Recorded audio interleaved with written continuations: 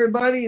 My name is Ken Pearson, and welcome to Awaken Your Inner Genius. I am co-hosting this with Mr. John Bonzel and Jim Porter tonight, and we have these guys that are 50-year students, and I myself am a 30-year student. So we're going to have a lot of fun. It's a guys' night. This is I don't want to call it stag podcast, but we will call it a male-oriented podcast because that's what it will be. So we'll see that side, and we'll be looking forward to some of the comments, especially from the female energy. We're going to try a little different format tonight. We're going to open up with a meditation, and then we're going to allow questions. So while we meditate, you might want to think of any questions you might have from last week or current questions that might be there today that you'd like to run by our board members here. And we will now just kind of enter into a quiet space. So as we talk about meditation, it's concentration and decentration. And so we're going to do the opposite of concentrating, and we're going to decentrate. So I'm going to say one of those sayings from the Divine Iliad that is an invocation to meditation. It's not a long one, but it's when I say these words, I want you to think of the words, the context of the words, the meaning of the words, the deeper meaning, not just the superficial part or the sense part of it, but the deeper meaning behind it. And it goes like this. When we enter into that meditative state, it's an unwinding of our thinking. So it's not a thinking process, it's a desiring. So we use desire to enter that state of stillness.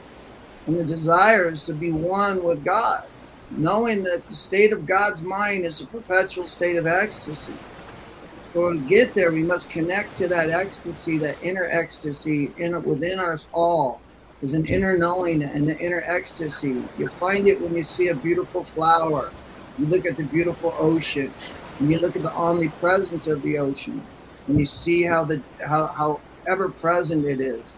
And that state of mind that created that is a state of love. And that state of mind is a perpetual state of ecstasy. So we're going to unwind and just slow down, let your thoughts get longer and longer as you decentrate to stillness by desire. And let these words ferment inside of you. Think of their deeper meaning. Don't just focus on the words. And the Divine Iliad, it states in there, the glory of thy anointing light descends upon me. My soul quickeneth as that light descends upon me. Thy light is all around me. Thy light shines through me.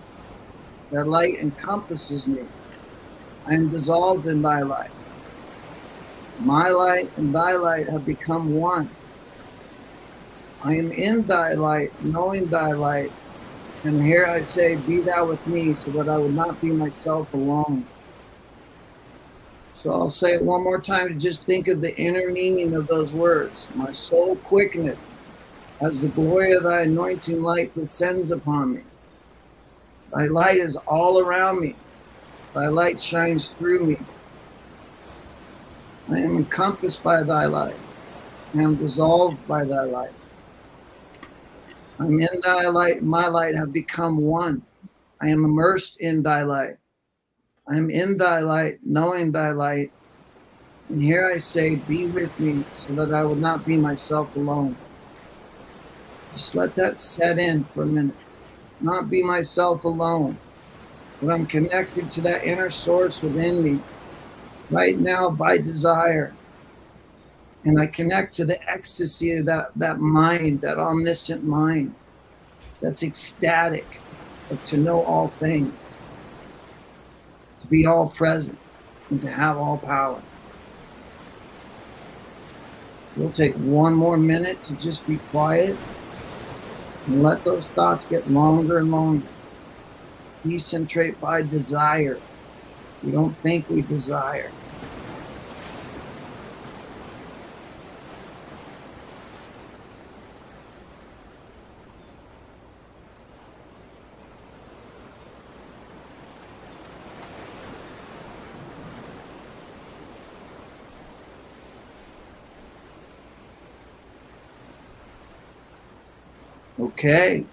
Okay, come on back.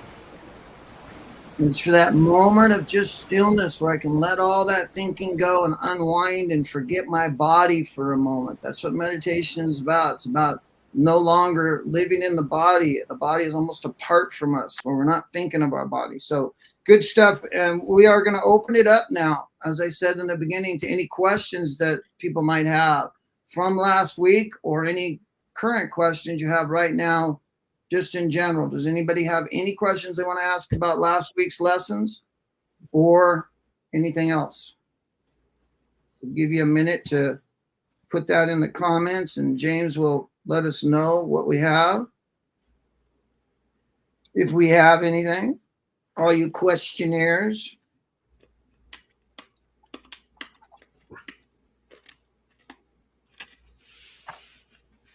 Okay, then we're going to start on page 171. We are on lesson number 9. And I'm going to go ahead and have Mr. Bonzel open us up here with the very first paragraph on 171. And I think we're going to go into, we're going to go into 172. So just go ahead and read both those paragraphs, and then we'll talk on those. Very good. Higher knowledge of the science of man, a necessary prelude to explain its meaning. The next 12 lessons will be devoted to giving you a more intensive comprehension of the higher knowledge of God's invisible universe and your physical and spiritual relation to it. These lessons are preparation for the knowledge of what constitutes life, death, and immortality, and of that unawakened light within man, which utterly transforms every man within whom that light is awakened into a superior being. I'll get you to scroll down, James. It is a strange fact, but tens of thousands are now seeking higher knowledge of the light, which indicates a transition condition in the human race during the last 3 generations. By higher knowledge, we mean cosmic knowledge. You are one of these who seek that higher knowledge which lies dormant in all human beings, for you would not have desired these lessons which are awakening that knowledge within you as you are ready for it. As proof of that fact, our writings and teachings of higher knowledge are meaningless to fully 9 out of every 10 people, which indicates that perhaps less than 10% of the enlightened people on the earth are inwardly driven to seek and find that inner cosmic something which their souls desire. That means that fully 90% of humans have not yet begun to awaken their spiritual, I lost my spot there, James. Awaken their spiritual and intellectual natures. The few among the many who are seeking are intensive and hungry for that unknown light, which is awakening in them. They feel that craving within them and seek it in many places, in many religions and cults, and in many diverse teachings. Okay, John, you want to share on that? Yeah, man. Well, here are the Russells. What they're doing is they're laying the foundation. I'm not sure if those percentages have increased since the Russells wrote the home study course. You know, the first edition was 51. And this third edition, I think, was 53 or 57 revised. But anyway, I don't think those numbers have changed. And I think, Ken, your history background is indicative of those numbers, studying the Russell teachings for 28 years privately and never really finding someone you could engage and have a higher conversation with. Me, you know, other than Mr. Porter there, I never found anybody to converse with. And then to have spent time with Leo Russell, you know, the co-author of the home study course, what a wonderful thing that was. It was like, oh, wow. You know, it's like I found one of my own. And it's a wonderful feeling. And I hope those that are listening can seek out like-minded individuals and inspire each other. So that's where we are. 90%, like I said, 90% of the world could care less. They want to know what the next meal is going to be. Yeah. All right, Jim, would you like to share on that? Yeah. Well, let's look at the bright side of it. There's roughly 8.5 billion people on the planet. That means there's 850 million people enlightened or seeking the light on the planet, and that's enough to leaven any loaf. So I think that and I think John's right. It is stepping up as we move further and further into the Aquarian age, and we become less distracted by body needs and desires, and become more mental and more aware of the thoughts and patterns around us. We all call it the Great Awakening, and it is, and it's almost impossible to miss that. So yes, the Russells came along exactly when they needed to, and gave us exactly the knowledge we needed to know, and that's not passing judgment on the 9%, the 90% that are not awakened. It's not yet their time. They will awaken. So what you do is you share this knowledge to the best of your knowledge with anybody that will take it, and don't worry about the unawakened. They'll get around, and try not to judge them too harshly. They literally, well, Christ said it best: "Forgive them, Father, for they know not what they do." Very good.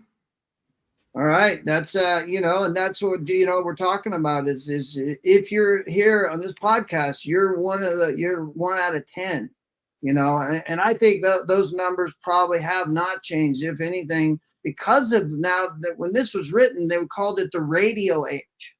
Now we're in the electronic age. We have definitely transformed externally. In a sense world, we're so evolved on a scientific level. It's kind of hard to see, and not only that, it's difficult to see. You don't see often the spiritual person leading as opposed to the material person leading. And that's why, as John said, it's hard to find people like-minded, but that's what this podcast is about unifying like-minded people. So if you're here, it's not by mistake. Stick it out. There is so much to get from this, but it is a building process. It's just like anything of quality. It's built. It's not just presented. You don't just hit a light switch and all of a sudden it's on. Matter of fact, as we're going to hear and you're going to read about, if you get too much of this God awakening too fast, it can short circuit you. You get into emotionalism, you start being a zealot, and then you're starting to tell people you got to read this and forcing this people down people's throat, and you can't counsel someone that doesn't ask you for counsel. That's really the golden rule. So I appreciate that. So Jim, why don't you read down there 172, last paragraph there. It is because. It is because the few who seek never know just what it is that they seek, that we must make its meaning clear to you so that you will better comprehend the import of the coming 12 lessons. Very few of the most enlightened people of the world have the slightest knowledge of what higher knowledge means. They would not understand you if you said to them that higher knowledge comes from cosmic thinking toward one's inner immortal mind self, as opposed to the conclusions which we call knowledge, and the conclusions we call knowledge, which come from outer sensing by the mortal brain self. The human race, pardon me? The human race, okay. The human race has not yet advanced to the stage where even world intelligentsia would comprehend its meaning. That is strange, but it is demonstrably true, for the human race is still in its infancy. Well, yeah, you want to share on that, Jim? Yeah, well, it is, and this is the saving grace, and I'm going to really push this throughout these lessons, is this transition into the Aquarian age. That's the saving grace for those that need guidance as they awaken to the light within them. Without that impulse on a stellar scale, it would be far too difficult for people who are awakening to the light within them to function on the planet as it is. But with this new awakening coming, it's giving us the ability to be aware that we are here in group, in mass. The awakening people on the planet are awakening in group, in mass. And that is going to be the salvation of humanity. that's going to be an amazing, uplifting thing that will take place. So you're not leaving the others behind. You're going forward to lead the way. John, you got anything on that? Well, I was just thinking that Jim hit it, that it's, don't think that we're leaving people out, and it's not a good thing, bad thing, it's not a positive thing, it's not a negative thing. It just is. It's a state of awareness. 10% of the population has a desire within them to know and obtain a higher understanding. And so where do you find it? Well, some people don't need any literature at all. They can sit in front of a sunrise or a sunset, listen to some waves of the ocean, listen to the birds singing in a jungle or a waterfall. Light is light, and that inner light comes to you wherever you can find some stillness and silence. So, but the written word, this is the accelerated portion, if you will. There and you can go. take it one word at a time. And like Jim said, you don't want to get zapped, all at one time. And that's the beauty of these teachings. It's black and white, double space for a reason, so that you can pause for that silence, that black spot in between each word. So that's what I would comment on in regard to that. Very good. Yeah, I find it fascinating that it says very few of the most enlightened people of the world, back on 172, James, there, very few, in case you guys want to see it, very bottom there. There you go. Very few of the most enlightened people of the world have the slightest knowledge of what higher knowledge means. You get that? That's a pretty heavy statement, saying that even people that are enlightened don't really know don't have the slightest knowledge of what higher knowledge really means. So as John is saying there, that there are people that can really connect to nature and really appreciate it and talk to that quiet self and be in the light. But it's telling us that they don't know. It doesn't mean you know what higher knowledge means. And I really like what John just said there. This home study course is what takes you to higher knowledge. It takes you out of, it combines meditation with scientific knowledge, nature's knowledge, nature science, not man science. This is natural science, of law of science. So it's all about nature. So don't let science baffle you here, because we're just going to talk about nature.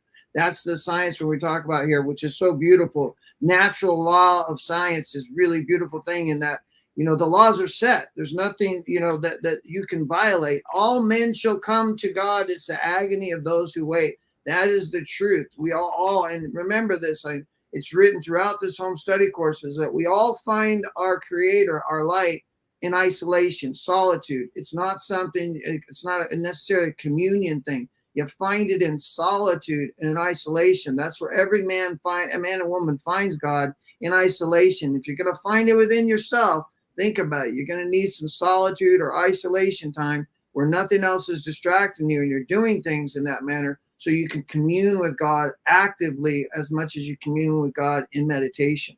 It's one and the same. You should be in a constant state of meditation is the idea. All right, let's go to 174. And John, you want to read the first paragraph there? Well, James said that we had a question from our audience.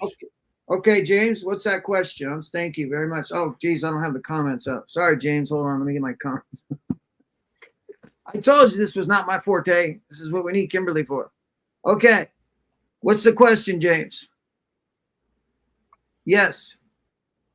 Put it on the screen. There it is. Okay. Karen Mahan. How does the earth in its magnetism become known in her magnificence as we recognize the light as ecstatic and the creator? Can I take that? Yes, sir. Go right ahead. Anyway, Karen, the earth is a physical thing. And I know you want to endow it and, with these natural qualities, these human qualities. And it is of the light. Okay. And yes, the earth is a magnificent thing, but the light that makes up the earth, that makes up us, that makes up everything that is visible in the universe is the light of the creator. So try not to get too caught up on the physical side. Just know that the undivided light of God is the essence of all things. And yes, the earth is a magnificent planet, just like the sun is great in its magnificence, and the rings of Saturn, and so on, and the firmament of the sky at night. So that's how I would address Karen's question. Very good. Very good. Jim, you got something for that? Nope, I agree with John. We want to walk that fine line between having ecstatic joy in the beauty of God's creation, but don't reach a point where we worship God's creation. Remember, thou shalt have no other gods before me. So it's a fine line. So seek the Creator, and all knowledge about all earthly embodiments, stellar or down to mere corpuscular units, will become known to you, and you can enjoy their beauty and their grace, but not become lost in the worship of them. If I'm understanding your question right now, if I'm not understanding your question right, Karen, please restate it and correct us. Yeah, I would definitely think that what we're talking about is the undivided light is not visible light, like the luminescence of the sun. Sometimes we confuse luminescence as light. That's not light. That's reproduction. That's the speed of reproduction. It's reflective particles in motion. The undivided light of God is not visible by the senses. It can only be known by the inner mind. And so, when we're talking about magnetism, you're talking about the expansion level of Earth. So you're talking about the mother side, which is the death cycle of Earth, which is where if I correct your magnetism, right? And when we're talking gravitation, now you're talking about the male side of Earth. So Earth has two sides to it, and centering Earth is the northern pole, and the outer part of Earth is the southern half. So in terms of that, those are effects, like Jim and John are saying. But when we just focus on the light of God's mind, it's what caused that. Is that male-female interaction creates that magnetism and the gravitation. It's not just one side or one pole. And the majesty of the female side certainly can be appreciated, the blue half and the expanding cycle, which is what magnetism is. I hope that answers your question. So if you have any more, please feel free to ask. I appreciate the question. Does that answer your question there? Ken, Yes. may I feel as though I just would like to make a correction in your vocabulary, if I may. Yes, sir. Go right ahead. Gravity is not the opposite of the magnetic female. Okay. Magnetism, gravitation is not the opposite of magnetism, huh? No, sir. Gravity is in of itself, that is God. That's the fulcrum. That's the desire. The inner compression. So the center of the earth is the male. The crust in the outer part of the planet is the female. Right. That is the magnetism. That is everything coming to life, coming forth, coming and going, and so on. And so forgive me for correcting you, but I just want to make sure that we know that gravity is the fulcrum, and that is where God is, and all things emanate from. That's what I thought I was saying, but maybe it didn't sound like that. So, but I understand it that way. I'll give you that much, but I apologize for the bad translation. So, all right. So let's go to 174 and read the first paragraph there, Bonzel. Why don't you go ahead and read that, Mr. Bonzel? All righty. Less than 200 geniuses have appeared among men since the beginning of man, and not more than 30 or 40 illuminates.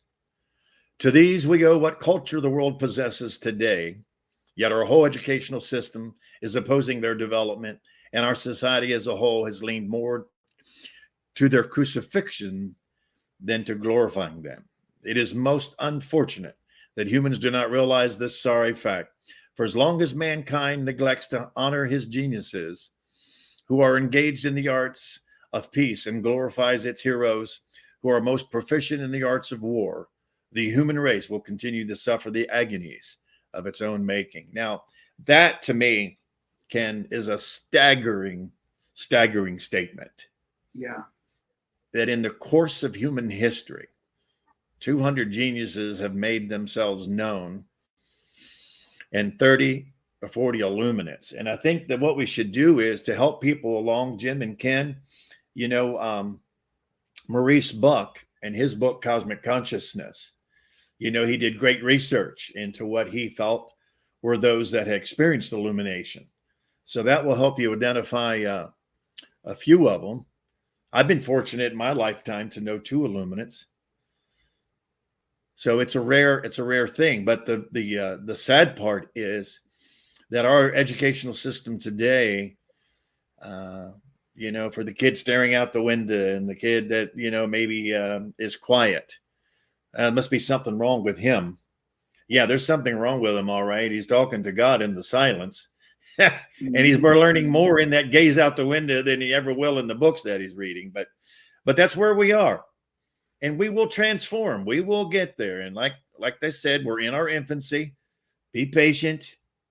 You know, we got a long way to go, you know, and we're just arriving at that stage of cosmic consciousness. And so we'll, one page at a time, one day at a time, Ken.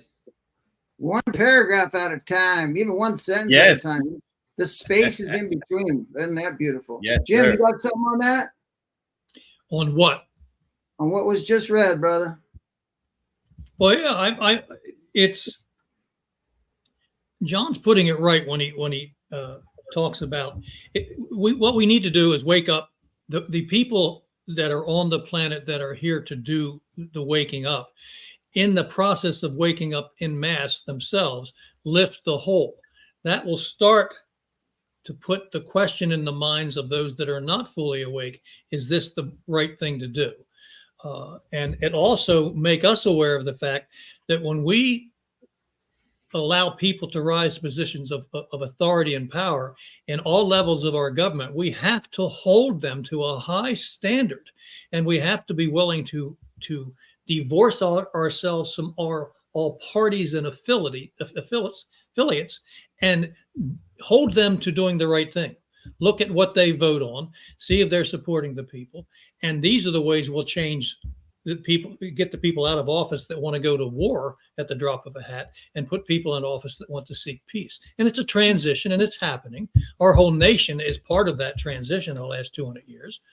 There was nothing on earth like our nation 200 years ago. And now we're going through trials to see if we can maintain, you know, what the founding fathers gave us. It's all light, it's all truth, and there is an evolution going on. And John would be the first one to tell you, patience is not my high point, but that's what we need to do, is have love and patience for humanity as they evolve, and then seek to commune with God for our own evolvement. Ken, if I may, I would like to add something to this paragraph, and to point out to our audience is that look at the grandeur of some of the great architecture that exists in the world, current and past civilizations, right? Look at the artwork, music, you know, and culture. Culture is what separates mankind from the animal kingdom. And so when you look like for example, in DC, and if you look at some of our wonderful buildings and how beautiful they are, and that's why people find inspiration by going there. They see the magnificence of these buildings and how they were created and so on. So that is a measuring stick to know where you are. And it was interesting. I was, I don't know who I was talking to or listening to. And, you know, there was a movement in architecture to simplify the world with flat buildings, flat roofs, flat walls, flat everything, and to take, you know, dimension and beauty and creativity out of it. So, but I think we've reached a transition point in that. You know, you take a city like Dubai, and all the major cities of the world, you can see there is an evolution. There is a higher creativity unfolding. So, but anyway, I just wanted to point out that those few people, so what is it? 230 people is what has given the world the culture as it knows today. Yeah. And they weren't known until they were crucified. Then they became geniuses. It was after. Look at Van Gogh. Look at when you look at the people that just died in poverty and they were the greatest genius. Tesla died in a hotel room, man. How lonely is that? and instead of being revered and appreciated, they were looked at as freaks and unattainable. You're born with it. Nobody's born with anything. We desire it. You have to desire it. We all have Beethoven. We all have Mozart inside of us. It's just the desire of Beethoven and Mozart has demonstrated their deep connection to that musical source. We all have that capacity to access that source. All music exists in one place. All idea exists in one place, and that's in the mind of God. That's why meditation and what we're talking about sounds repetitive, but it really isn't. It's layers and layers as you seep into it. This information is like a tea. You got to seep in it for a while before it really get it. And as you live it, it becomes more understandable. But if you don't apply what we're talking about for your own self, then you're not going to have it. The application comes in, right? My mind goes in the gutter. I got to get back to rhythmic balance interchange. We're talking about thought life here. Thought life becomes so important, and most people don't really have a good thought life. They have a sense-oriented thought life. Very few think from the centering mind of beauty, nature, and stay in that omnipresent place, right? In nature, and always connected to the source. That's what we're striving for. And where there is the ultimate goal is there's no separation. The measuring stick is how much did I desire to be one with God today? So as you desire to be one with God more and more every day, you're going to look up one day and you're going to realize I and the Father am one. We are one. I realize I can see my oneness. I would like to add a little or bring a little cosmic levity to our conversation this evening. Liven it up, big boy. Now, those that have a chance to ever visit the museum and to be able to see the embodiment of what Walter Russell brought to the world, and God said to him, if man needs science, I'll make you the master scientist. If man needs art, if you want to be a writer, so on and so forth. And he mastered all the 5 fine arts. But I want to go back while Dr. Russell's in his illumination. And God says, now look, I'm going to give you the knowledge to do all these things. And if you do this for me, your reward will lie beyond the grave. And Jim and I were kicking this around this afternoon. We were thinking, well, Doc probably looked over his shoulder and said, well, God, the last guy you promised that Jew, it didn't work out too good for him in the end. These people killed him, man. Humankind killed him. All right, we're going to take a break on that good levity right there. Yeah, it's right, so go ahead. Yeah. Hey, Ken, when we return, I'd like to address Deb Token's question. Yeah, what we'll do when we return, as I said in the beginning, is we're going to come back. And so if you got questions, put them up. James will put them up after 3 minutes. Get yourself up, get your legs shaken out, glass of water, refresh, whatever you need. Take a couple minutes, and we're going to just put on some background music and the ocean for you. And James, if you want to turn that on, we'll be back in 3 minutes to answer any questions that you might have. Very good.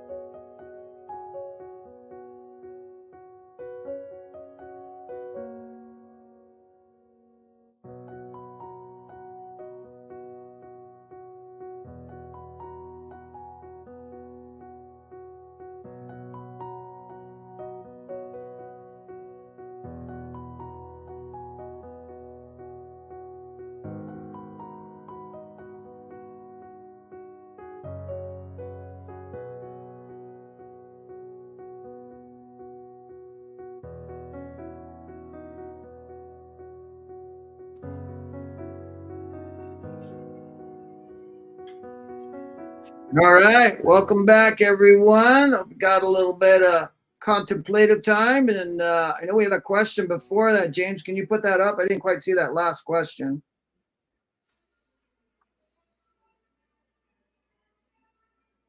All right. So a week or so back, either Jim or John made a brief comment about the line between the inner sense illuminate and the outer sense personality. I once read that Saint Teresa was not always saintly. I'd like to jump right in on that one. You know, we forget what the Russells are teaching here, and all mystics have taught us. You're not a mystic or illuminate or even a genius until you awaken that in you. You also have some of the human frailties that go along with being human and in a sensed body. Excuse me. That's the cat.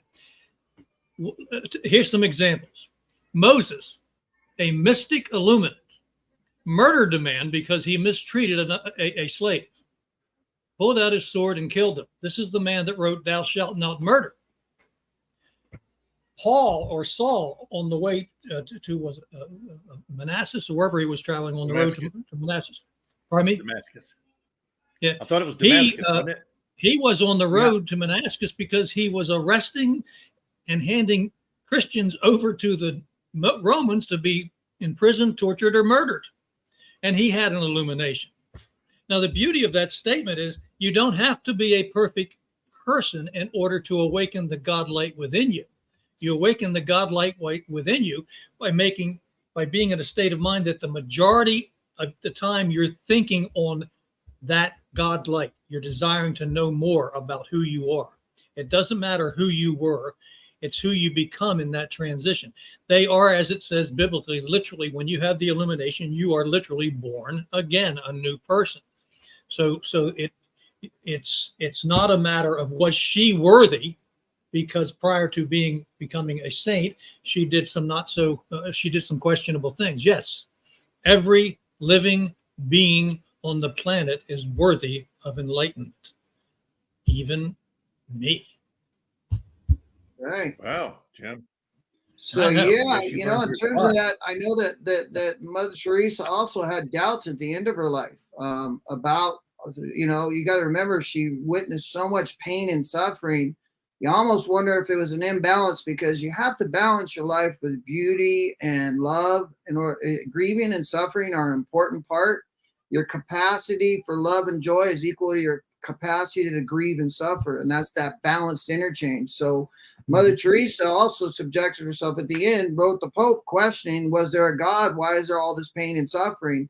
So she witnessed a lot of pain and suffering, and we're patterned, as we talked about before. Everything is trying to become every other thing at the speed of what we call life, reproduction. Mm-hmm. And in terms of that, if you're around a bunch of pain and suffering and people sick and ill, it's going to start to wear on you. I always wonder how nurses do it. How do they keep that positive attitude, and thus Mother Teresa had her own struggles, just like Jim is saying, but that doesn't change that when you're in the light, you're in the light.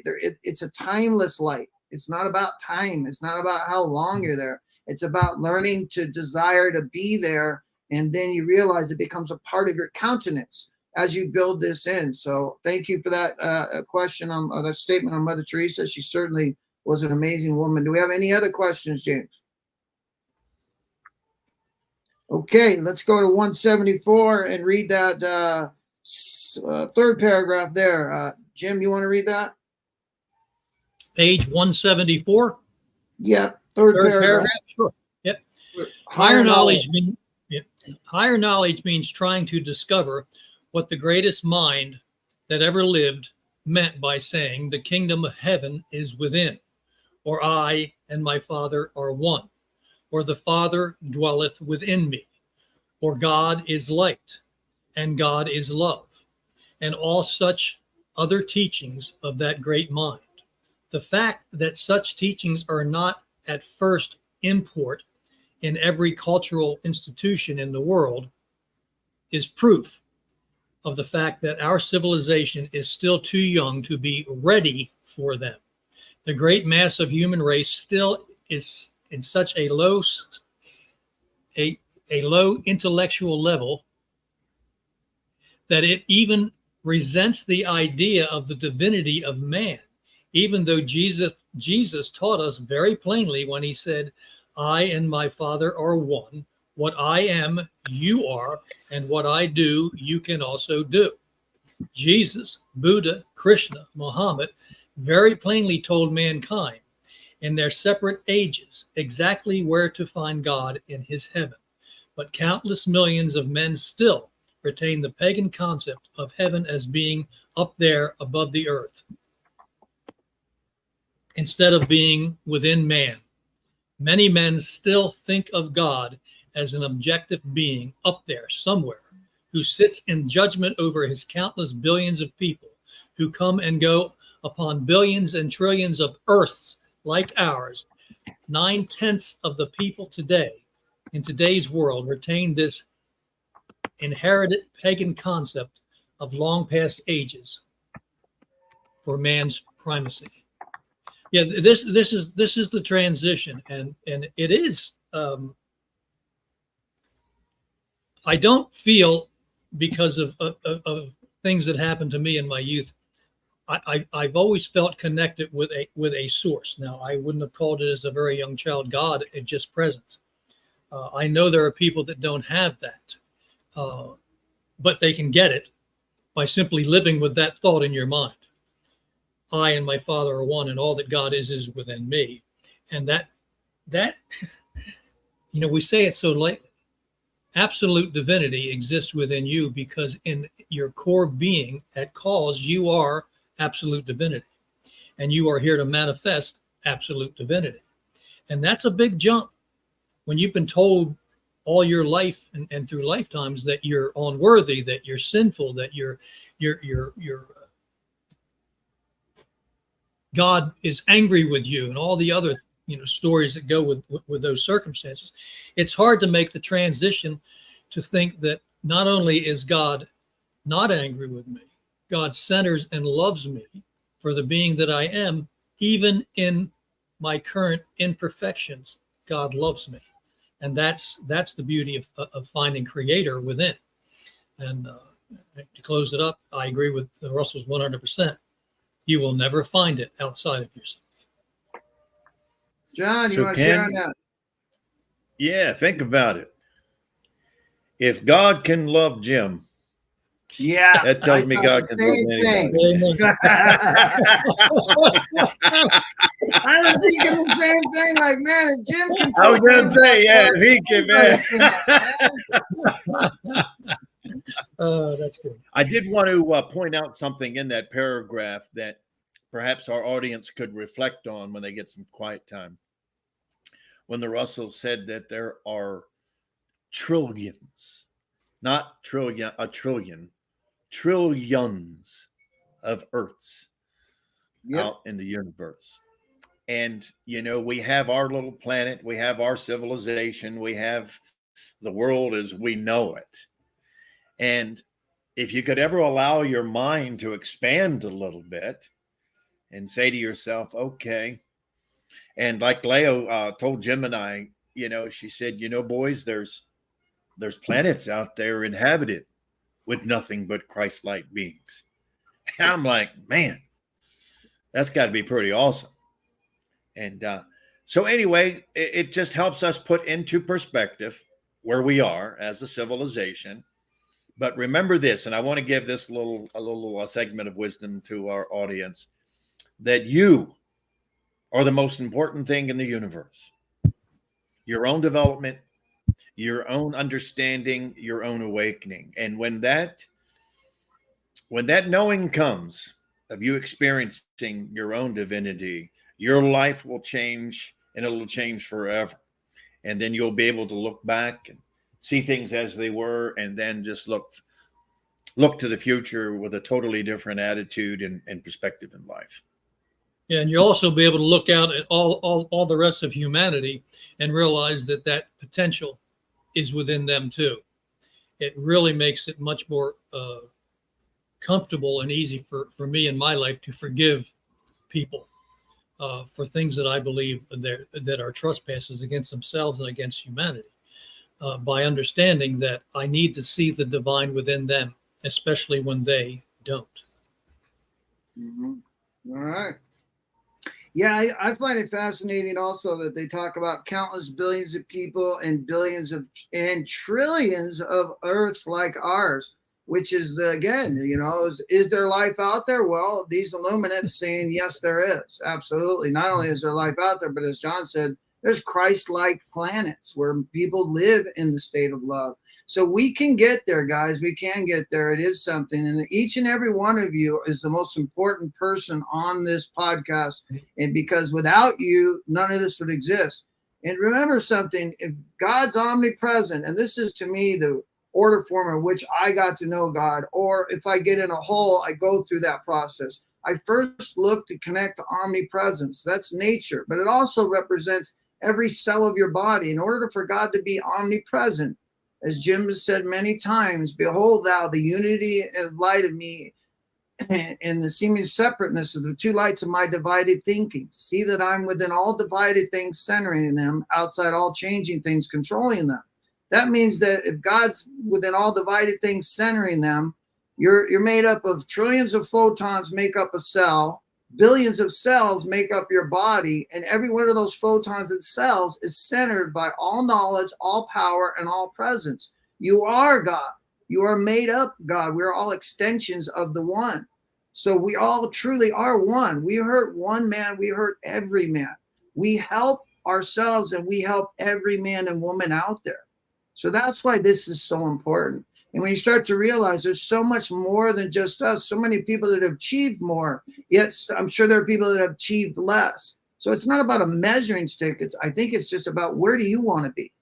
Because, it's being laid out right here. It's like, do you want to be one with God? Because here's exact methodology that will show you how to do that if you build it and apply these principles. So I really like what we read. And Jim, thanks for carrying on there to that one.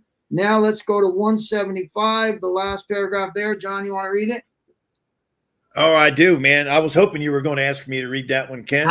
What? You know what? You was the plan. I was thinking after your brilliant review there, I thought, well, let's go ahead and end the broadcast. Kim summed it up beautifully, and we'll see you next Sunday. My man. Okay, on a serious note here. Yes. The modern illuminate, Mary Baker Eddy, has explained the misconception of sin by teaching that Jesus came into the world to save people from a belief in sin and instead of from sin. Huge. As the light of intelligence unfolds in man, he'll gradually know our universe and God's ways. God will work with you, but not for you, explains quite clearly that sin cannot exist in nature and that it is purely a man-made concept. Now, that one paragraph right there, Ken, if people could understand what's being said there, think of the freedom that they are giving themselves to be free from the thought of sin, being free that you are somehow affecting or interfering with God's ways and processes. Right. And so free yourself to know that you and God are one and that there is no such thing as sin. And it's just a concept, created by man thousands of years ago to control other men through fear and intimidation, the wrath of God, and so on. And so when these pagan belief systems can be abandoned slowly but surely, then the world will gain accordingly. Beautiful. Yeah, let me point out here that sin was actually the name for the moon in ancient times, and the moon in that name dealt with emotion, and it still does. We still call it has such terms as lunacy. So when we fall victim to emotion, the only thing that happens is an imbalance in thought and action is created with us and recorded within us, and it remains with us until we balance that thought or action. One of the other people asked in a question, well, are illuminates human? Yes, profoundly so. Now, John and I, as you know, had the privilege of living with one for 2 to 2.5 years. And she would be the first one to tell you She is human. They feel all the sense and desires that every other human being does. But what they know is they know without question their divinity.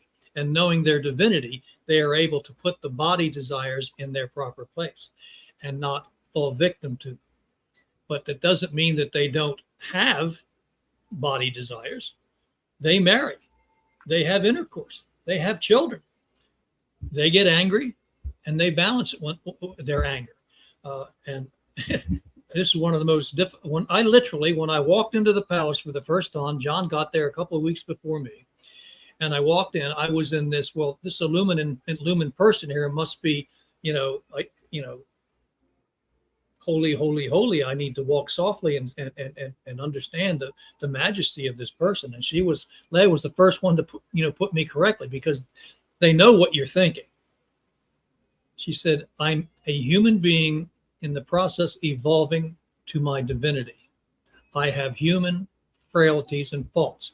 The difference is, and John will back this up, when she would fall victim to a human frailty or thought, and it was very minor when she did, and she might snap at you about something out of impatience, she would almost immediately stop, correct herself, apologize, and come up and give you a hug and say, let's move on. What we tend to want to do is think of ourselves as less than. The divine light in you is not less than the divine light in Christ or any other illumined being or mystic on the planet. It's just they are more aware of that divine light within them than you are. That's why no matter how advanced these mystics become, they love their fellow man and humanity, because they know who you are and what your potential is. All right. And I can attest to that fact personally that Jim had just shared. My very first day at Swananoa Palace, I woke up, and the day before, Leo gave me a pair of Dr. Russell's slippers. And man, I was so proud to have those. And I got up, I don't know, it was about 7:45 maybe or something, and or 8 o'clock, and the damn door rang. So I ran upstairs and I opened the big doors with my slippers and pajamas on, and I said, "Hey folks, how are you doing?" Da, da, da. And I said, "Come on in," right? And out of nowhere I heard, "Johnny, would you come here, please?" Yeah. And I walked up the steps and up the hallway there, and I got my first ass chewing by a cosmic conscious illumination. Telling me that this is a business. We don't answer the door in slippers, and we just don't let anybody in, and all that and so on. So, but Jim hit the nail on the head. We're all human. We're in a body, for God's sakes. And we're subject to emotions and feelings, just like everybody else. So, but anyway, I'm just saying that I firsthand experienced Jim's great dissertation there. Yes, I love it. And the thing that I really relate to there is that that very last line, which is, it talks about, explains quite clearly that the sin cannot exist in nature that is purely a man-made concept. And it's like, try and violate gravity. Right? Try and jump off a roof and pray to God that you're not going to hit the ground. And God's not going to set God's laws aside. The laws are already set. It's all set. There are no breaking it. You can beyond that, you cannot go, right? There's the Alpha and the Omega. Beyond that, you cannot go. Those 9 octaves that we're going to end up talking about. You can't even go there in the building of planets, in the building of solar systems. There are rules and guidelines that you can that have a beginning and an end, and beyond that and past that, you cannot go. So, belief in sin means that Christ died because man can crucify man. And if you think about how much negative repercussions came from that action of killing Christ for 300 plus years or more, if not more, they were killing Christians in the name of Christ, trying to just stomp it out. Why? Because a man said God is love and light. Be loving, be light, be light, be love. That's why we killed him.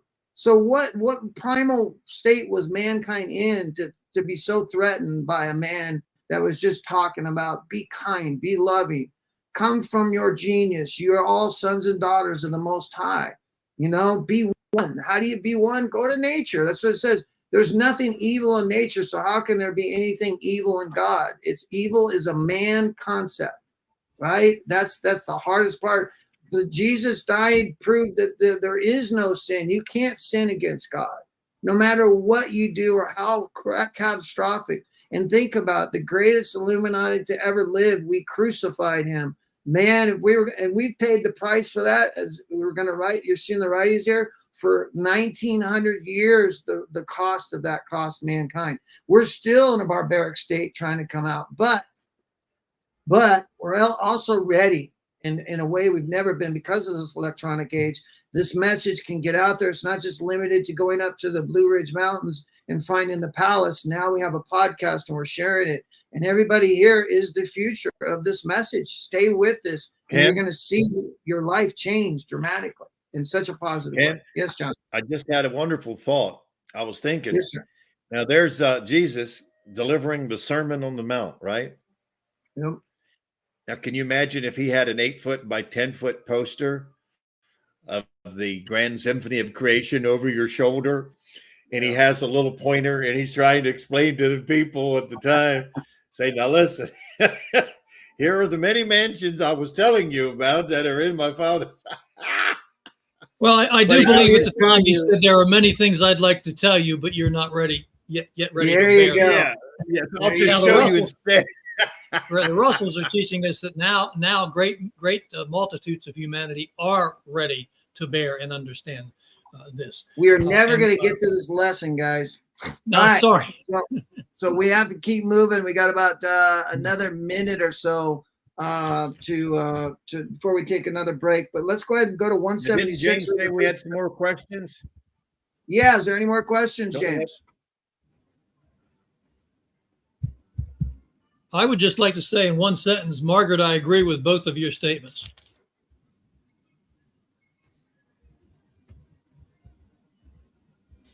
Okay, so some people, okay, James, you got to leave them up, brother. Some people overgive, which in itself might be an imbalance. Oh, 100% is a violating the principle of rhythmic balanced interchange. I love that, Margaret. I totally agree. You know, a giver should only give to a giver. It's a giver's responsibility to not give to takers. There are too many takers in the world, and they will suck you dry because they think you should give them everything. You only give to givers. That's a lesson I've learned on down the road. Certainly we all have given to so many when you're on this path, but it's really important to follow the law of rhythmic balance interchange as Margaret is laying out there, which means that if you don't give to takers, we stop giving to takers. We see the God in them. We know they have just as much God in them as that's in us, but we stop giving to them if they just take. And that's where, you look in the mirror. Are you a giver or a taker? You can look right now. There's a mirror right in front of you. It's called the mirror of life.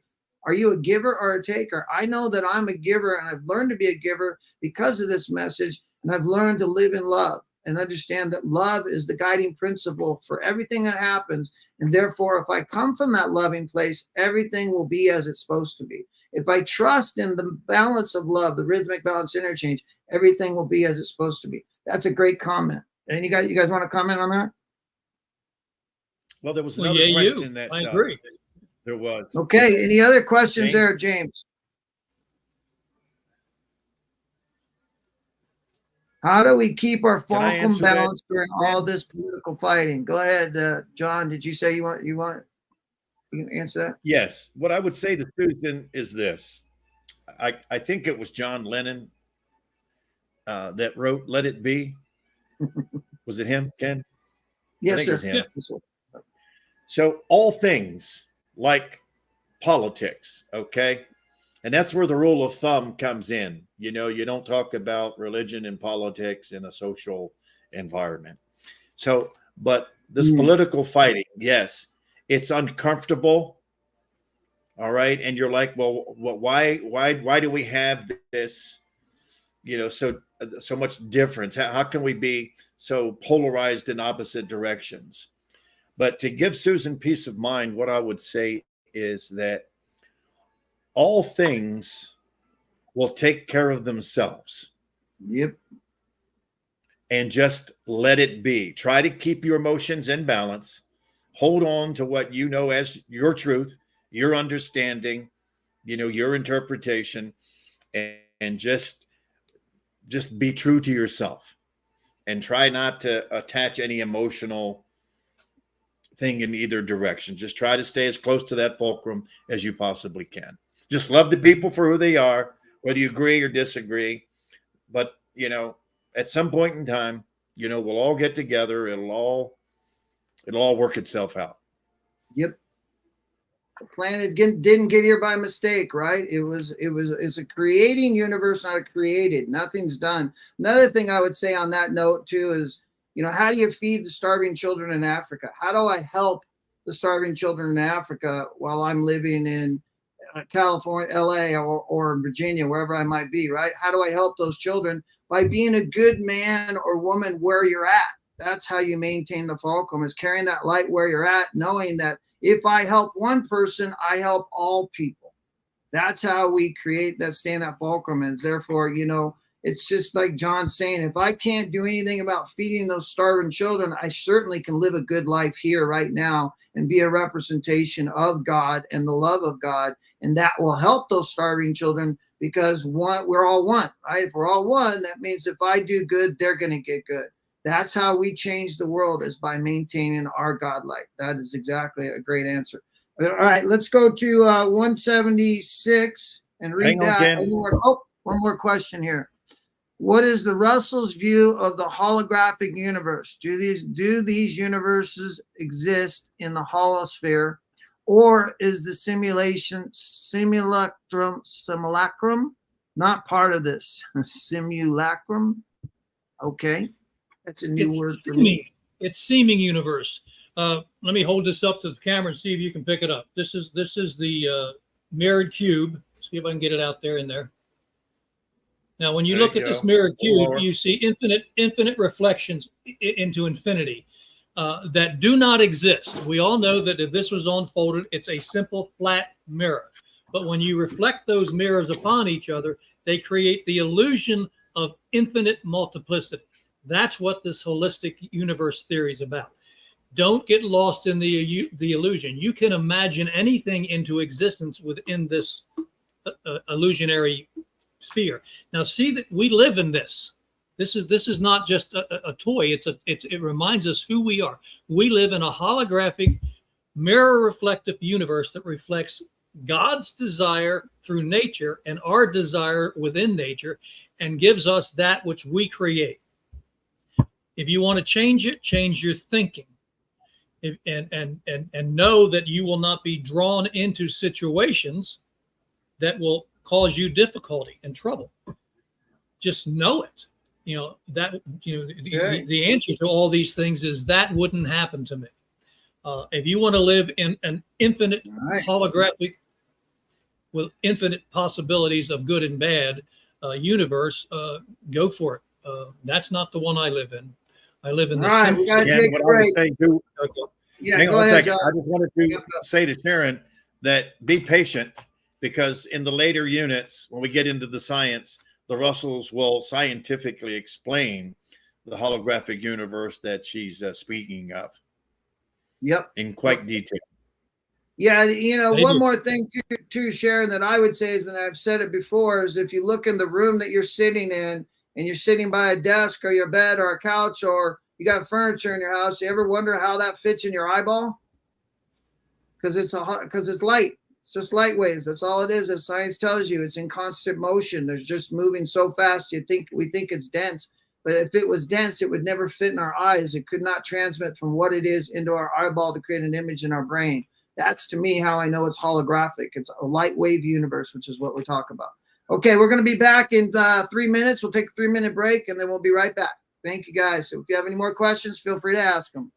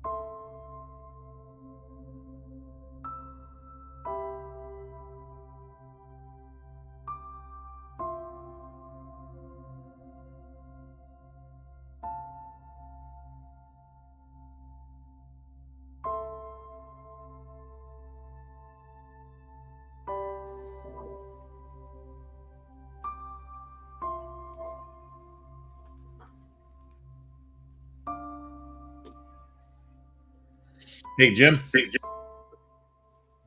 Oh, I'm sorry, James. It just dawned on me that after seeing that background, that must be where the term becoming unhinged came from. How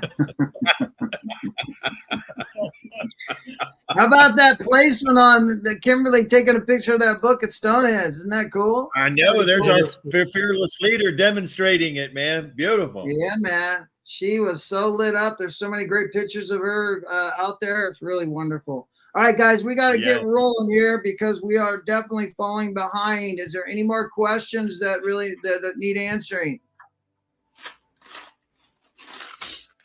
Okay, so we're at 176. Let's go. Let's read the first two paragraphs. Who would like to do that? John or Jim? I guess it's all right. I'll jump in there on 176 at the top. Yep, first two paragraphs, correct. All right, here we go. When mankind does know God's ways and processes of creation, he will know that God cannot possibly be sinned against. Man can sin only against himself by hurting himself or his neighbor. Imagine, for example, a man sinning against gravity by defying it or breaking its law. He would but hurt himself, for he could not hurt gravity, and gravity would have no reason for being wrathful about it. Such early conceptions of man gradually disappear as higher spiritual knowledge and God awareness comes into human comprehension. As man slowly comprehends that God is inviolate law, which no man can hurt or sin against. Wow. You want to read the next paragraph with it? It kind of goes with it. Yes. Okay. The same principle applies to the ideal of a wrathful God. That concept is scientifically impossible. Wrath is a human emotion. It is one of the many changing physical expressions. God is not physical, and he is unchanging. His one spiritual, unchanging emotion is the ecstasy of love given out from his light. It is scientifically unnatural for that flow of love to be uninterrupted by base emotions, as it would for the flow of light from our sun to be interrupted by a flow of dark. Wrath and vengeance are ugly emotions which stem from hate and produce fear. The more the human race progresses towards a knowledge of our universe of God's processes of creation, the more it will comprehend the hate, wrath, fear, and vengeance cannot issue from love, which God is. Amen to that. Yep. Yeah, right. It's like, okay, people, it's time to wake up. Here's the real God, not the one you heard about, not the one you've been reading about. All right. This is the real one who knows nothing. And but what love is, remember, Ken, we talked about that several units back. What is love? Love is not this Pollyanna state of people holding their hands together and walking around with a daisy and white gowns. Nope. It's not that passivity. Okay. Love is an interaction between the two lights of our Creator, the divided two lights of creation.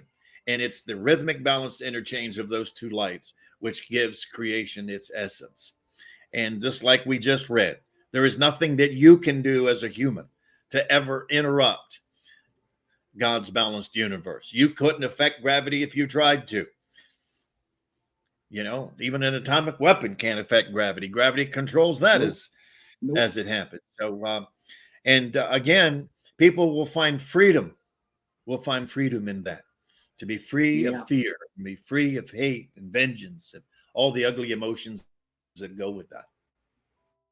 Yeah, those emotions are the things that we're supposed to put in check. That's what this message is all about. When you enter into that state, it's as Jim and John have stated, even the great Illuminates can fall into that sensed being. That's what we're here for. That's part of our journey. But this gives me great things to look out for. Hate, wrath, fear, vengeance cannot be if I'm with God. If I'm in a loving state with God, I can't be in those emotions. There are no negative emotions in love.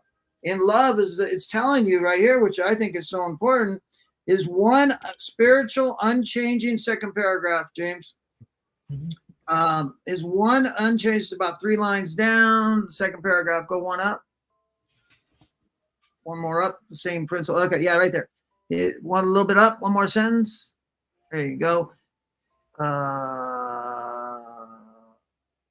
His one spiritual, yes, thank you for the mouse. His one spiritual unchanging emotion is the ecstasy of love. So God's is telling me the perpetual state of God's mind is ecstasy, the ecstasy that comes from the expression of love.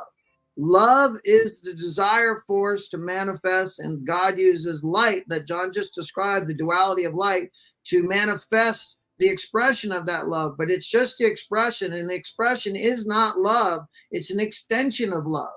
Love never departs. Love is.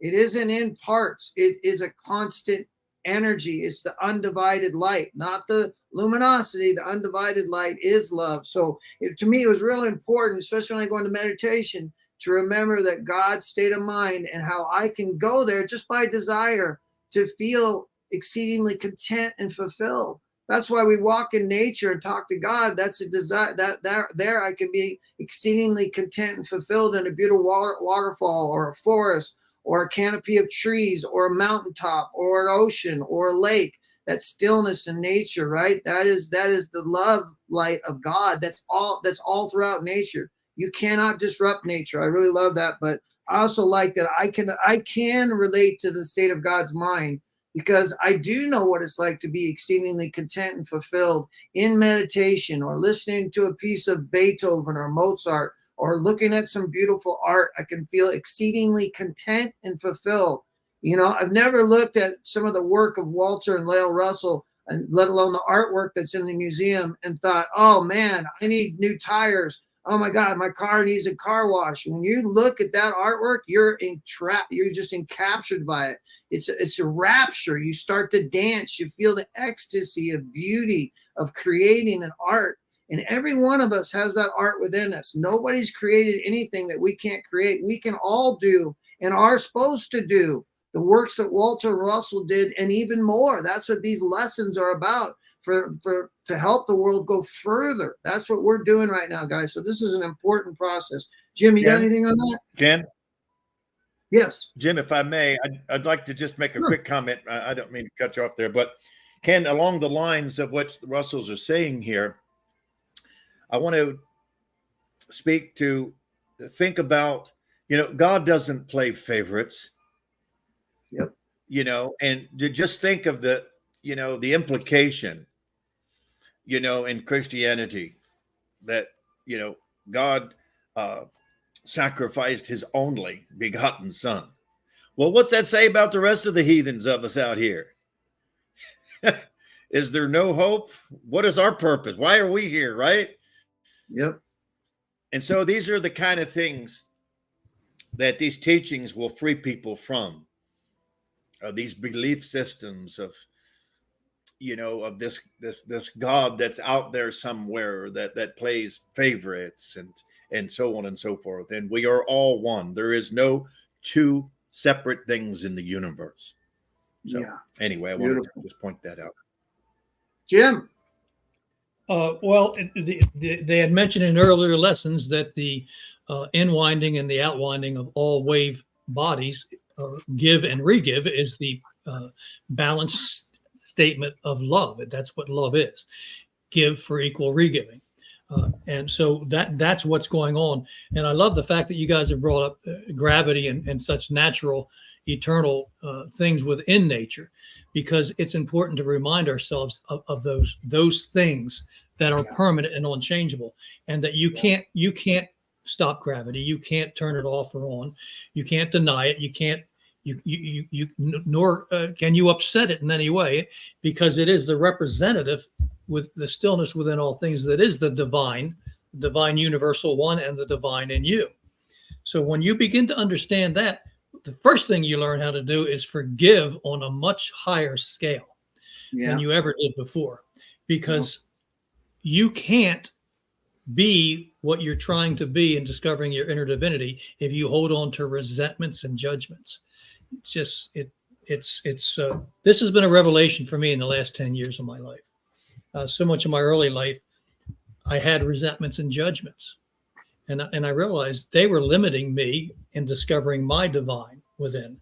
And so we need to all work on getting past that and understand that universal law and the presence of God is eternal, unchanging, unlimited love, which is not an emotion. It's a state of being that the universe is.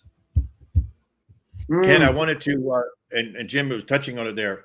I wanted to make a separation for our audience. That ecstasy is not an emotion. And Jim just said it. It's a state of being. Yeah. So don't confuse the two. You know, when you're in embodiment and you have hormones, that's what causes you to have emotions. But God is emotionless. That's right. I mean, think about it. If God had a temper, like they try to describe in biblical teachings and so on, it wouldn't be a very good place. Well, especially after we killed Christ, probably would have wiped us out a long time ago, man. Oh, my God. Can you imagine? I send a messenger and you kill him.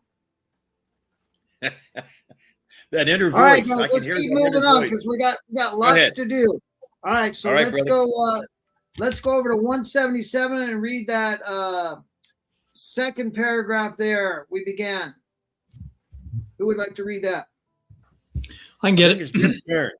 Yeah, Jim? We begin to give that higher knowledge of who and what God is and where to find him, and what heaven is and where to find that also, and what mind is and where to find that. In the very first units of this course, in the very first units of the course, and we will continue to reveal God and his zero universe throughout the rest of the course. And this comes alive beautifully as we go into the science.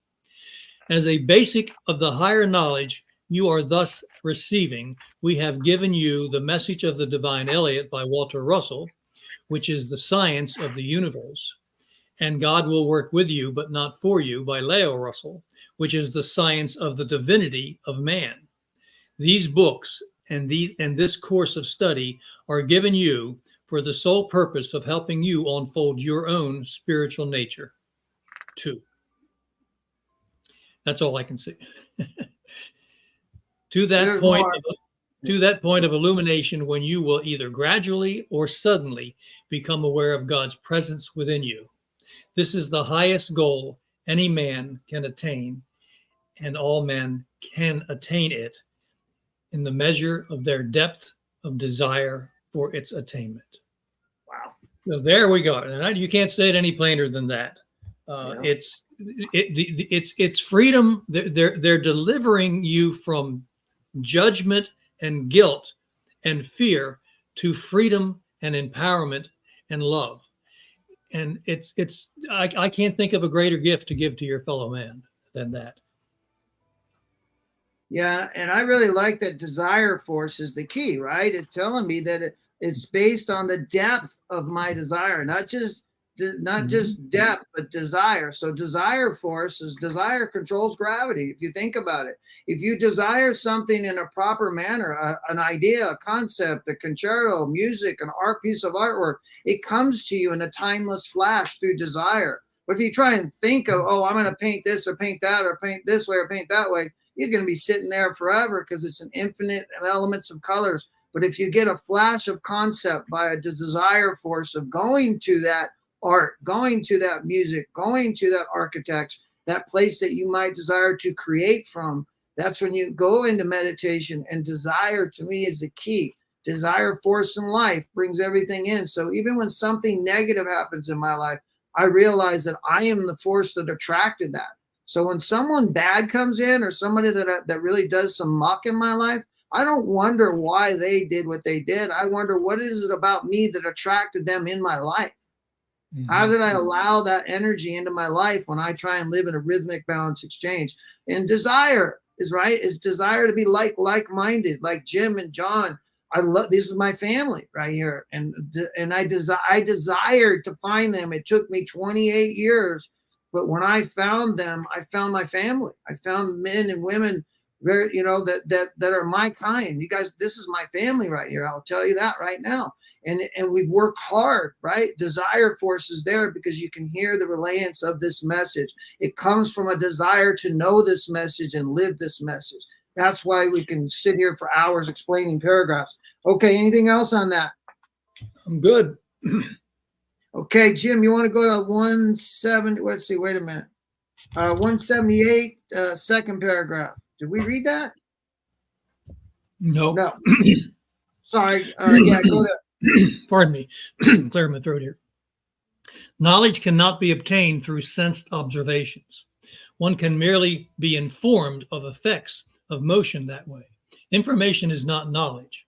Even if it will help to make a better television or a jet plane, reasoning from such sense conclusion misleads one into forming baseless theories and postulates which have no resemblance to nature whatsoever. That is what is the matter with science of today. It is composed of hundreds of theories and postulates which will not only not fit together in one consistent whole, but many contradict each other. That is also what is the matter with our civilization as a whole. Its educational ideals is to stress the physical and ignore moral, spiritual, and the moral and the spiritual. Our entire educational system stultifies the genius who is born with higher knowledge, and many parents of genius children weep because of being thus afflicted. This is also why the conclusions of mathematics is unreliable. There you go, Terrence Howard. This expansion is Sorry, necessary. I had to throw that in. This explanation is necessary for you and other enlightened ones in order to transform you. Oh, no, Jim, let's share on that paragraph. Let's just stay on that. We're going to pop over to 179 in a second. Okay. Well, their point is that the majority of humanity naturally would build a school system that teaches us to memorize and repeat and judges intellect based on that. Genius is not one that's interested in memorizing and repeating. The genius mind is interested in exactly what Ken was talking about. They go to source and deep thought and desire, and then through that desire, they manifest things that are new to humanity, be it an object or a body of a thing, or even an emotional expression or a book or great literature, straight from source. There's no physicality in it, and that's why when you look at the thing that the geniuses of the world gave to us, they're remarkable in how they uplift humanity, because we've come to know something that we can't find on our own at this point. They're messengers of light, and they give it to us, and they're not always perfect people. Yeah, I really like what it's telling me here is that the difference between sensed observation and true creation. You can look at a chair and go, I'm going to make a better chair. Well, that's a sensed observation. That's not an idea, right? It's just like they refer up above this paragraph about the automobile of 1904 compared to the automobile today. Nobody created anything. They just observed how to make faster, slicker, more aerodynamic, but there's no idea behind that. None of that is created. It's a sensed observation, sort of like the first boat, if you will, in the caveman. If you think about a log floating down the river, and the caveman sitting there drinking some water, looking up, seeing a big old log floating down the river, and think, hey, if I was sitting on that log, I wonder if I'd float down the river. Now you got your first boat. That's not an idea. That's a sensed observation from a necessity to move easier and free myself from having to walk, right? So this is telling me, don't think when you observe something, you create an idea, because you haven't. An idea comes from one of the 5 arts, or one of the greatest arts any of us can do, guys, is to uplift another human being. That is an art. We call it philosophy. When you share your knowledge and you share your experience, and if it awakens or ignites another human being to be better, to search for more, that is art too. Also, remember that. So philosophy to me is an art also. One of the greatest things any of us can do is to help another human being. There's no greater act. that any human being can do other than to help another human being. So it's helping me to understand, don't get caught up thinking because you got sense observation to make a better item, a better tool, that you've created something, you have it, you've sensed something. So in learning the difference between sensing and creating became so important to me, because we are creators, as we're in a creating universe, not a created. So sensed observation is not creating. John, you got anything? Yeah. Oh, sorry, Jim, go ahead. I'd just say one of my little fun hobbies now is I like to go out on YouTube in the morning when I first get up after my meditation, and I'll turn it on and I look at people that have experienced near death. They've had near death experiences.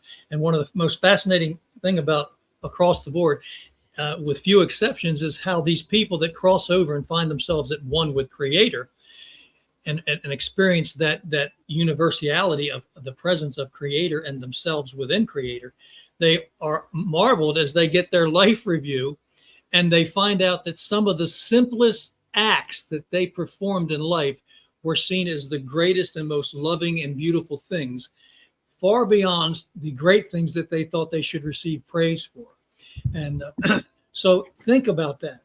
As you're out in your day, you have the opportunity to do the simplest things: a nod of the head, a smile, how you doing? Yep. Talk to people. How you doing? And when you have the opportunity to reach out and do some little thing to help them. I was walking across the parking lot this morning, going into the store, and a man was just finishing up unloading his cart. And I said, well, here, I'll take the cart back in for you. Simple act, but it made his day. You could see it in his face. This was an elderly man who was in a handicapped space. And I'm sure the thought of having to walk that cart either back to the store or into the rack was daunting for him. And that simple act of love made his day. I saw it in his face. And so hey, Jim, I got one question for you. Did you ask him, hey, how you doing? How you doing? But what Jim failed to share with us is that when the guy turned his back, Jim took that cart and put it in the back of his van and took it home with him. I wouldn't do that to my soul. There's some chickens around, man. Get a lot of chickens. That's right. Basket, man. They ain't going nowhere. All right, so we are kind of at the end. I wish we could keep going. I think Kimberly's going to kill us because we only got halfway through this lesson. But is there any questions? I just want to wrap up one thing here. John, you want to read 179, first paragraph, please? First paragraph, or yeah. Amen to that. Okay, this we know, because I was reading the very last one that carried over to 180. Is it possible for me to do that? Yeah. Go ahead. Yeah, actually, that's fine. Okay. So anyway, we're going to be at the bottom of 179, last paragraph of 179. Yes.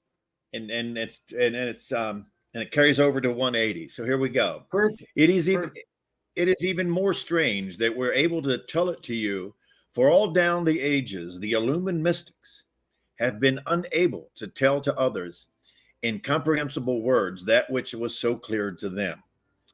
This you know without question. For ages, the mystics, as James will slide down for me, the mystics have told of the divided and the undivided without the slightest success in giving the meaning of those words to man. The brilliant thinking of a century of scientists has never even remotely connected these words of the mystics, the divided and the undivided, with the universal zero fulcrum of mind and light waves which emerged from it. So, you know, the science that we have today, the terminology, Ken, the language that we have, we're blessed, because in the days of the mystics and Christ and so on, there wasn't a scientific language. It wasn't even spoken of. So we're fortunate to have an awareness of science, so that we can, and as we've said early on, Russell said, if you can read and count to 9, you can master the secrets of the universe. And it's that simple. Yeah, we're going to show, that's exactly what we're being shown, and that's what we're doing right now. Jim, go ahead and read that second paragraph on our first paragraph on 180, would you? We'll wrap up on that. As far back as the Bhagavad Gita, we have been explicitly informed of what light, of that light which is God, without ever having conveyed any meaning to man during these eons. Jesus also said to us, God is light, God is love. Man has interpreted his words as meaning the incandescence of suns, and has built an objective God of limited form while still teaching an omnipresent one. The time is far away, however, is not far away, however, when man will discover and comprehend that man's self is as formless and non-objective as God is. That's good, Jim. That's good. That's good. That's good. Okay. Yep. So therein lies the whole reason for these lessons. These two illuminates, and by the way, we always have mystics on the planet. We don't always acknowledge them, but they're always present. And we had these two mystic illuminates on the planet to deliver this new science for this age to humanity. They will be reading these books 1,000 years from now, because the knowledge is that expansive and that complete in here, and this will lead to the uplifting of civilization. So it's profoundly meaningful to me to understand what we were given here and the opportunity that's presented to us. 100%. All right. Is there any questions? Anybody got any questions they want to ask? I see Karen said, so to use your thinking to set an intent for good and creating group alignment for this, is it like a baby step for becoming and understanding who we are? Absolutely. You betcha, Karen. It's a step on the path up the mountain. Absolutely. And it also lights the way. Not only who we are, but what we are. That's right. Which is the cause of all. What we are causes everything, not who we are, right? Who we are is we are one with God. What causes everything is what we are, what we end up deciding to be, right? It is our choice. And now we're going through some lessons that are telling us we can be godlike if we desire to be godlike. We are God to the extent at which we desire God. We know God to the extent at which we live daily, moment to moment with God. That's how we know God. That's how we know our oneness. Mr. Bonzo sent me a picture just the other day. He's out in his yard. He created a solar system in his yard. I mean, that's the kind of stuff. That's God talk, man. That's it. I mean, he's got the whole solar system sitting out in his front yard. Go and ahead, the asteroid belt. Including the asteroid.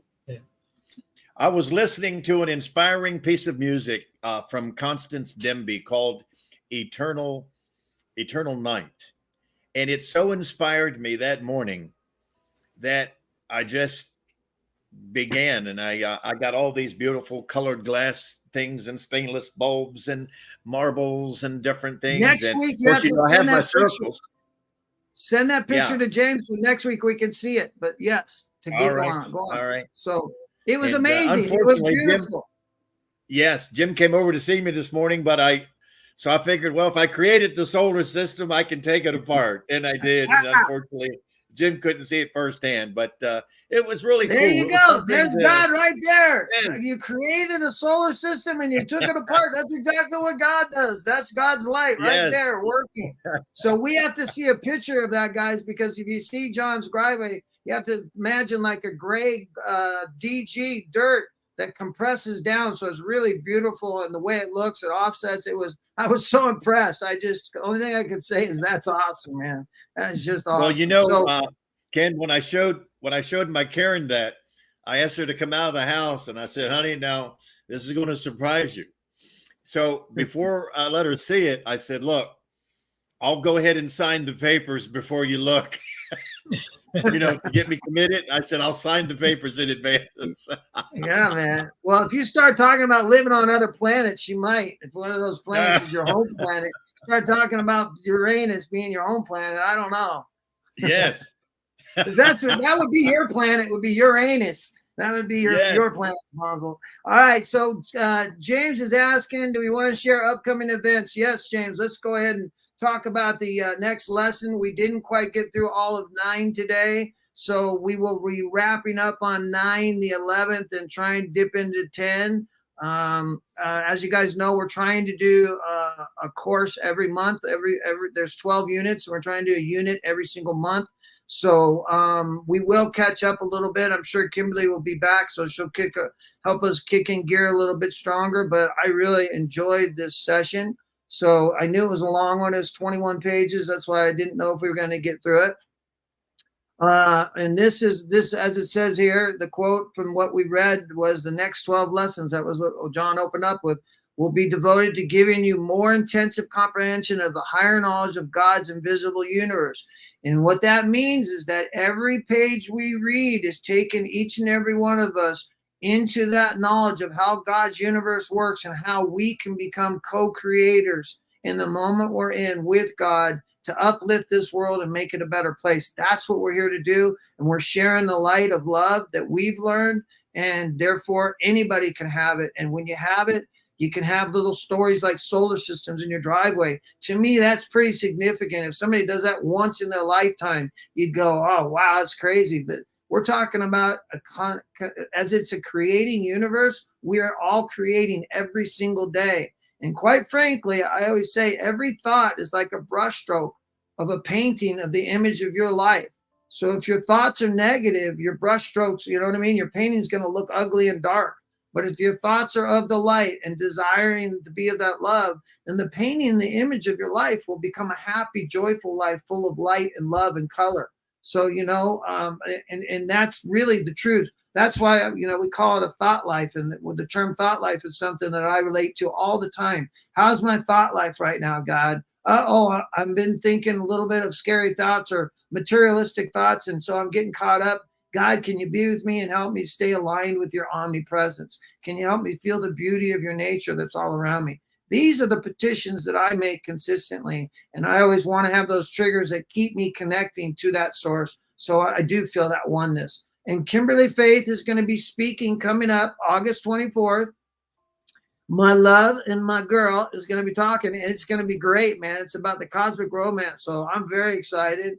I hope you guys can tune in and know that there's going to be just an amazing breakdown of love and the balance of it, how it interacts, what it looks like, and how to recognize it in your own life and how to live the law of love as opposed to the law of man.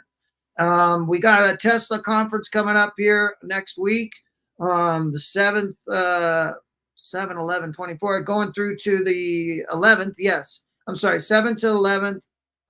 And that's 2024. So that's going to be in New Mexico. Kimberly and Karen are going to be speaking on there. Karen Elkins, who does all our graphic work and is here on one of our co-podcasters, is going to be there speaking, and so is Kimberly. So that'll be exciting. I think they're speaking Thursday night if you wanted to tune in. I think each day you can buy a Zoom pass for like $20.